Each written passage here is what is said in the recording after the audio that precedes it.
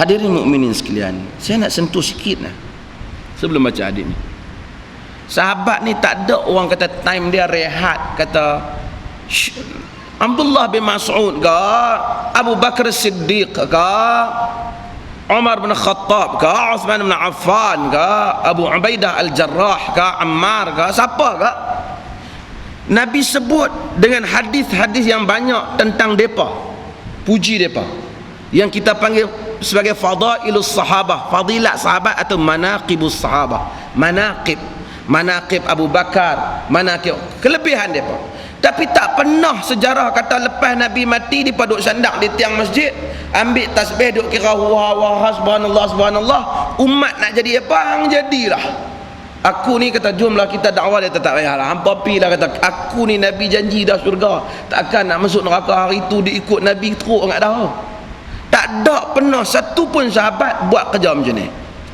Melainkan setiap sahabat bila Nabi wafat, semuanya bertanggungjawab membawa amanah dakwah ini daripada tempat ke tempat, negeri ke negeri, menyeberangi sempadan dan menyeberangi sungai dan lautan untuk membawa la ilaha illallah Muhammadar Rasulullah.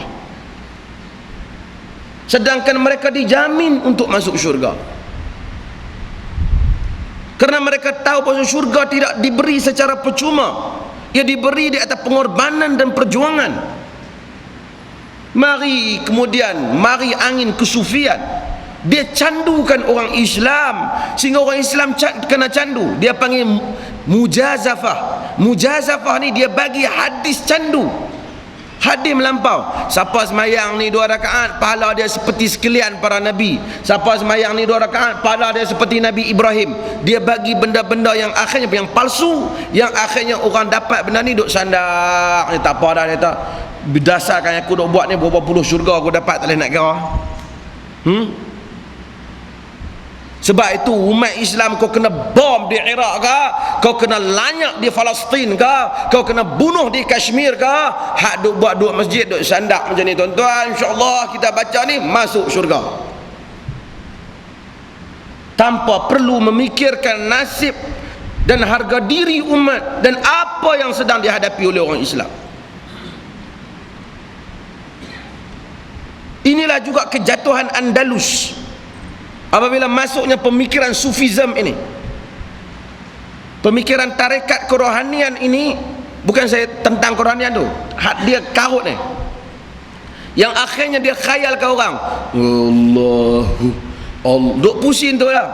Waktu pegang tasbih jalan sehingga watak agama pun, tuan-tuan tengok media, tuan-tuan tengok TV, bila kata orang agama ni jalan selendang tak tepi ni, tasbih duduk di tangan besar sambil jalan, itulah wali. Sedangkan itu bukan watak sahabat. Orang ni kalau ikhlas tuan-tuan, dia tasbih, dia tak ada lah angkat tasbih duk tunjuk ke orang tadi duk tasbih. Kata Ibnul Jauzi dalam Talbisu Iblis, kalau hang ikhlas lillahi ta'ala, hang tasbih, hang tak ada lah pegang tangan duk tunjuk kata hang duk tasbih ke orang, hang tak buat aja tu. Hang tak pakai pula jubah yang menunjukkan hang ni. Sebab tu Syifa binti Abdullah apabila tengok satu orang jalan tunduk di pasar, orang tengok dia dikeliling, orang tengok perhati, orang tanpa tengok apa, kami tengok satu orang cukup warak dengan jalan tunduk dengan. Kata Syifa, aku tak sangka bahawasanya mataku akan melihat perkara ini. Sesungguhnya aku telah melihat Umar bin Khattab, seorang yang paling takwa dan saleh di kalangan kami. Aku tak sangka sebelum aku mati aku tengok, aku tengok Umar bin Khattab. Idza takallama asma' wa idza masya asra' wa idza daraba auja. Apabila dia cakap dengar suara dia, bukan Assalamualaikum, sampai orang duk kena pibang. Orang kata dia tak ada, kata Umar ni bila cakap orang dengar, bila jalan pantas, bila pukul sakit. Tetapi dialah yang orang takut, dialah paling takwa pada Allah. Dengan kekuatan dialah dibukanya empire Islam dan dibelanya umat Islam, dibelanya umat Islam.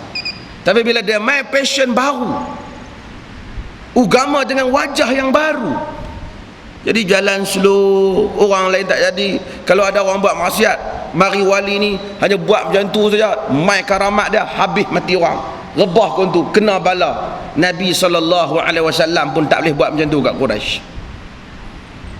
Terpaksa tampil berperang di medan perang. Hadirin mukminin, saya nak ceritanya apa dia? Nak ceritanya kita telah terpensong daripada watak Islam yang asal. Watak Islam yang asal. Maka dengan itu, walaupun kita tengok lebay ramai, semua ramai, dia tak ambil perhatian tentang umat dia. Hatta orang masjid. Minta maaf tuan-tuan. No. Hatta orang masjid. Dia main masjid elok dah, lebay bubuh kepala elok dah, main semayang elok dah insya. Tapi dia balik barangkali dia duduk, masya-Allah, subhanallah. Dia tak tanya malam ni anak perempuan dia pergi mana, anak laki dia pergi rempit di mana, kata benda dia ni hak duduk di rumah semayang ke tak, dia tak tanya. Dia kira aku dah semayang insya dah. Tadi ustaz kata kalau tasbih banyak ni masuk syurga, insya-Allah dah ada rupa mahligai dah bina di syurga. Berapa rumah dah, anak aku tak tahulah itu hal depa lah. Depa syurga depa lah, aku syurga aku. So, agama itu dipisahkan daripada erti kehidupan. Hadirin mukminin sekalian, hadis-hadis yang seperti ini, kejadian para sahabat seperti ini mengingatkan kita supaya kita betulkan keadaan.